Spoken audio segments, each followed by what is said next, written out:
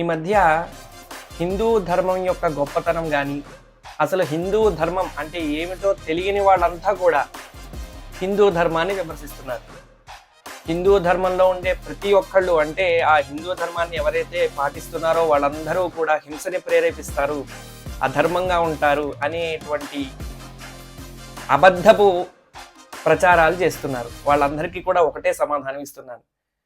హిందూ ధర్మం ఎక్కడ ఉందో ఖచ్చితంగా ఒకటే కోరుకుంటుంది, అందరూ బాగుండాలి, అందులో నేను ఉండాలి. అహింస పరమో ధర్మ.